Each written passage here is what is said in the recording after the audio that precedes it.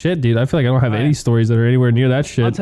I'll tell you one more. Oh God, it gets better. This one was more recent, and it ties in with. Do you remember when I was saying I was living in different places, and I mentioned that guy Connor?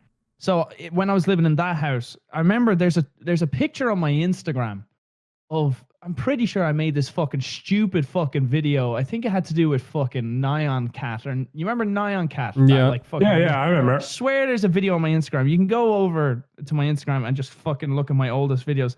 I'm pretty sure I Instagrammed a picture. And then that night I went out drinking. And I went to this place called Dicey's in Dublin. And it's a nightclub where you could buy like this thing of vodka. All right. And me and my friends from work. I wasn't really friends with them, but they were friends from work, and I just wanted to go out, to be honest with you. But like, this is a story where make sure you go out with people you fucking trust. So I didn't get drugged. I know that already sounds like I got spiked or something. But we were drinking vodka, and I was so fucking like poor at the time. I couldn't really afford, like a chaser or a mixer or anything.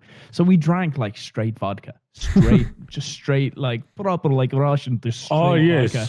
We drank vodka, and everything was fine. And then the end of the night arrived or whatever, and then suddenly lights went out. I don't remember what happened. And apparently I like I said, I had no money. So I was determined to walk home instead of getting a taxi. I didn't have a mic like Nogla did to do everything in his life. I didn't have a mic to drive me home. So tuck me in, jerk me off, and send me on my way. So I decided in my drunken state to walk from Dublin City all the way to Sandyford. And that's a huge fucking distance. That's a long distance. So apparently I got to not that far, but they think... No, I'm pretty confident. I got mugged. Someone found this drunken Brian Hamby walking home on his own and just came up behind me and fucking decked me from behind and knocked me out cold. Because I woke up with my chin just completely, not fucked or broken, but like the pain was insane. And I had no phone. My phone was gone and my wallet was gone. And then later on, I got all these phone bills from, I think it was Bulgaria. Cheers, Bulgaria. Thanks for that one. Cost me 400 fucking euro or something like that. You either passed out and someone picked your fucking pockets, or someone decked you. Someone decked me from behind, and an ambulance had to be called because they found this fella just knocked out unconscious. An ambulance came, picked me up. So I woke up the next morning in a hospital with a catheter up my dick, which was the most... I've had that. That's no fun. That's no good. Horrific experience. And I woke up to this beautiful blonde nurse saying, "Okay, now take a deep breath." Why, what's going on? And she pulls it out. Oh, I remember that when that happened to me. That's such a horrible feeling. It's the weirdest. I looked at this girl, I was like, wow, she's beautiful.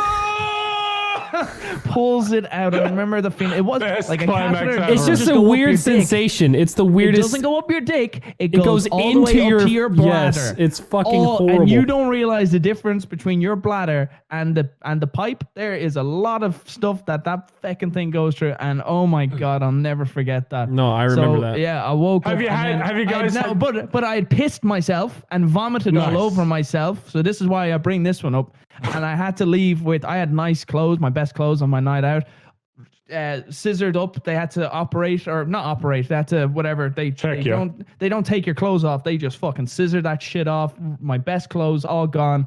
I had to leave with I walked back to the city center to find my brother, who I had to call in secrecy so my parents didn't find out. He came in to collect me and he found me in shorts, like Hawaiian shorts, and an Irish "Kiss Me, I'm Irish" St. Paddy's Day t-shirt. And this was in June. There's nowhere near Paddy's Day. And I'm walking through Stephen's Green with this green t-shirt looking like a fucking mess. What a night that guy had. My brother just he came in and found me in the park, put his hand on my shoulder and goes, "Good night." And I'm like, I'm so sorry. Fucking weirdest fucking night of my life. So don't drink vodka straight. Okay, make sure you have just be responsible and get taxis home. And don't go on a night out with people you think are your friends from work. Make sure you go out with your fucking friends. That if you're in a drunken stupor, then make sure you get home, because those fuckers left me high and dry. And thank God it was just my phone and whatever and my clothes. Jesus Christ, because that was when YouTube was taking off. I did that. That really, really? fucking changed me. It was man. then. Yeah, it was then. It was when GTA and all stuff was taking off. That could have been a fucking old end to Terroriser. I tell you that. That was. I was actually kind of glad it happened too, because like it really changed my perspective on drinking and going out and a bit more responsibility. Like There you go. Blessing in disguise. and there's like some people. There's some people that make that mistake and they just keep going and keep doing it. But that was the point where I was like, dude, I've You got took something it. good You took going. it as a point, you know. Yeah, I was like, I have a good thing possibly going here. That you can't be fucking doing that kind of shit, and the next thing you know, you lose it or whatever. So yeah, so It's true.